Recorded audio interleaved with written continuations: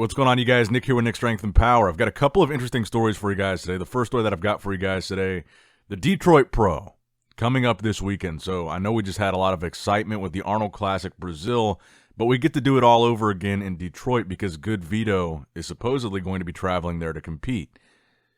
And I know there's a lot of hype for GoodVito right now after a top 3 finish at his pro debut behind Tonio Burton and, of course, Rafael Brandao, which I think puts him as the favorite to win the Detroit Pro if he's actually able to show up there and compete. We still don't know. We've never seen him in the United States. He's never been able to travel here before, so we're going to find out in a few days now if he's able to get here. But neither of those two guys, Rafael or Tonio, are doing the Detroit Pro, so both guys that beat him won't even be here, so he's got to be the favorite to win.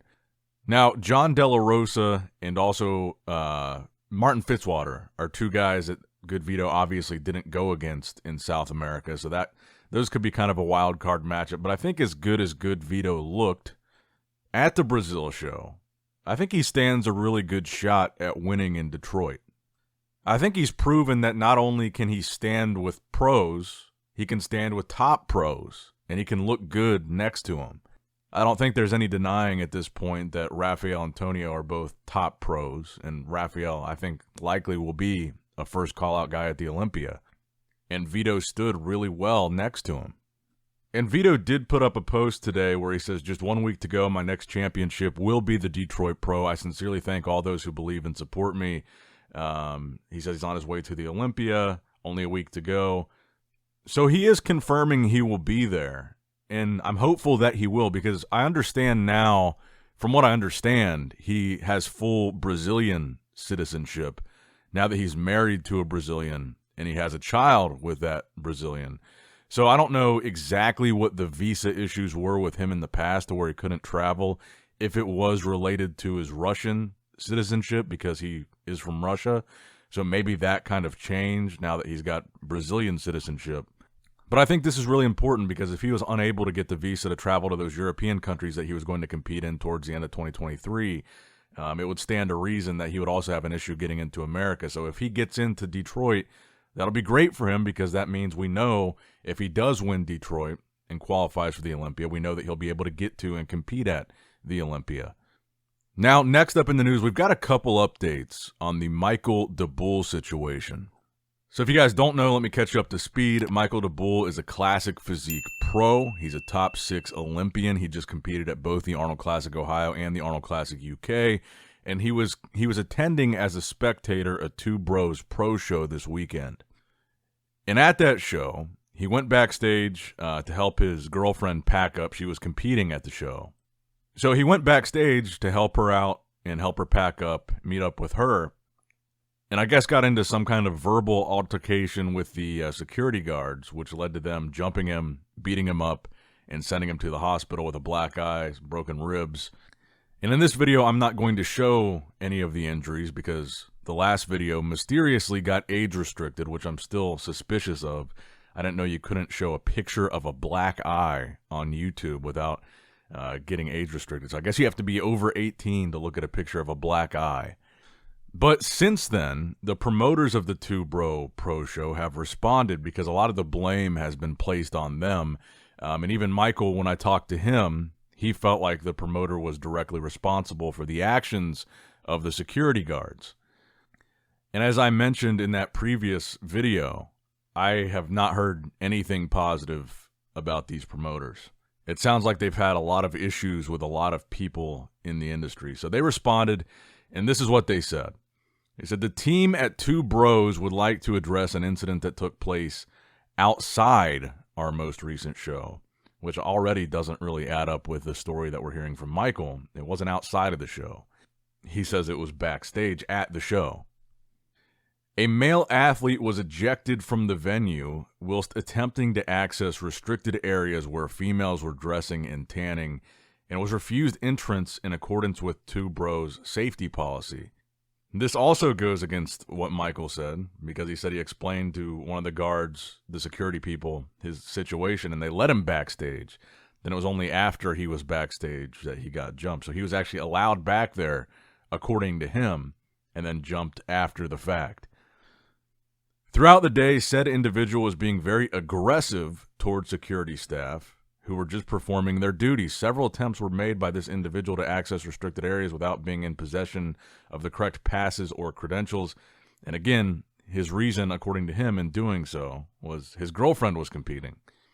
And as far as the aggressive part, I'm sure there was probably also some verbal altercation between the two. But what Michael told me was all he did as far as provocation was he flicked him off. He gave him the middle finger. He didn't do anything physical to any of the guards, according to him. Now, they continue, this is not the first time this individual has acted in this manner at one of our events and was spoken to after fighting with a spectator and abusing a young female member of staff during a previous event. Now, I would also point out that when I talked to Michael, he had told me that he was previously banned from Two Bros Pro events, and then that ban was lifted when he became a more successful pro. He did not tell me why he was initially banned. But I think this is the part that a lot of people start to take issue with, is they start to kind of paint him as a predator. They continue, there are strict policies in place to comply with female athlete safety, and there are clear policies in place regarding spectators in backstage areas. Two Bros have always taken an athlete safety first approach and will continue to do so.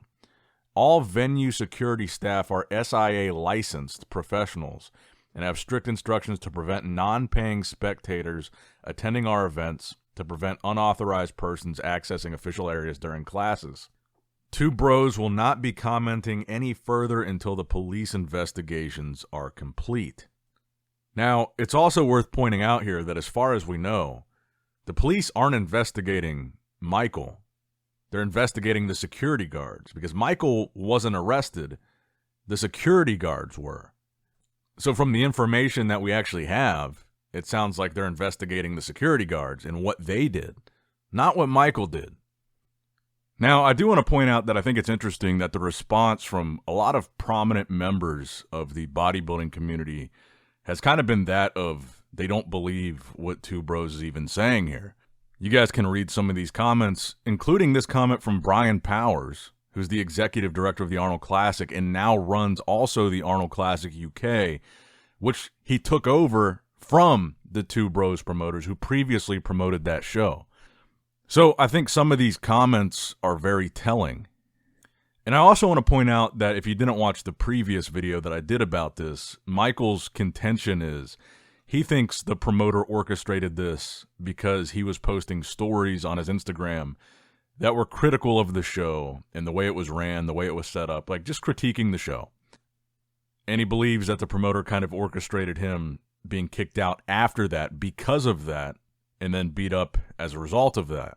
But I do think the comments are interesting because you're seeing comments from people like Brian that have worked with the Two Bros promoters in the past, and they're not saying positive things. So these are comments from people that also know these people. So then Michael put up another response, and he says this will be his final response. He says, "Hello everyone, given the new statement of Two Bros, it is clear that the best scenario is to proceed legally, considering they are now lying on the incident, regardless of the comments, cameras, and witnesses, and in addition to that, accusing me of being some predator just to save face of what they did. I will no longer be discussing this issue as I will have my lawyer take care of it moving forward.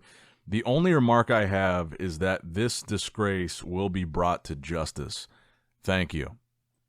Now, again, I do want to reiterate, if you didn't watch the last video, the IFBB did already respond to the initial situation, and they said, while we await for details from local authorities about the incident that occurred with venue security at a UK event, we want to reassure our competitors and attendees that no one should feel unsafe at any of our events. So that was their response, and that was prior to the Two Bros Pro statement and prior to the statement that I just read from Michael. So again, I'm going to keep covering this as it develops. I'm sure there's going to be some outcome from this. And hopefully, like I said, if these allegations are true against the promoter, I hope there's some kind of penalty.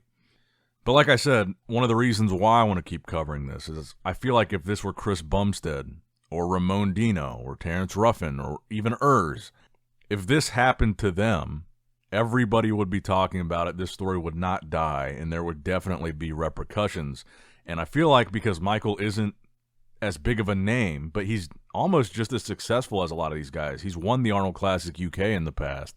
He's had top placings at the Olympia. He's had top placings at the Arnold. And I'm not saying that means he deserves special treatment in this situation. I just think that it should get appropriate level of coverage for the level of athlete that he is in the IFBB. So I hope that everybody continues to cover this until we see some kind of resolution one way or the other. Now, in other news, there's a couple other stories to cover here. There were a couple other shows this weekend, one of them being the Charlotte Pro, which Fabiani Sylvan, a.k.a. S. Fabi Bear, on Instagram. I'm sure a lot of you guys have seen his physique before. He got into a couple verbal altercations in the past on social media with some of the top classic guys, but he did win the classic physique title there at the Charlotte Pro, qualifying him for the 2024 Mr. Olympia, so we will see him on the classic physique Olympia stage this year. And frankly, I think he looked really impressive. I know he talked about in the past, I think he was at one point considering switching to open bodybuilding from classic physique, but it looks like now he's staying in classic. I think he's got a really appealing physique, and it was interesting to see him win. So we're going to see him on the Olympia stage. We'll see how he does there.